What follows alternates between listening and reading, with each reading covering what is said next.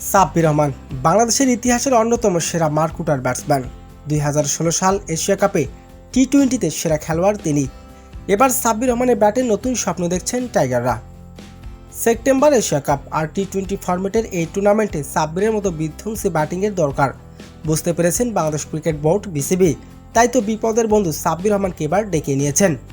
তবে এশিয়া কাপের আগে এনসিএল টি-20তে এবার দল পেয়েছেন সাব্বির রহমান। নিজের বিভাগ রাজশাহীর হয়ে খেলবেন এই হার্ড হিটার। যদি এনসিএল টি-20তে ভালো করতে পারেন তাহলে এশিয়া কাপে নিশ্চিত চান্স পাবেন সাব্বির রহমান। সাব্বির রহমান দীর্ঘদিন ধরে জাতীয় দলের বাইরে আছেন, তবে দেশি ও বিদেশি লিগে দুর্দান্ত খেলে যাচ্ছেন সাব্বির রহমান। গেল বিপিএলে ঢাকা ক্যাপিটালসের হয়ে মাঠ বাতিয়েছেন তিনি। ঢাকা ক্যাপিটালসের হয়ে এক ইনিংসে 33 বলে 83 রানের বিধ্বংসী এক ইনিংস খেলে রীতিমতো নির্বাচকদের নজর কেড়েছিলেন তিনি।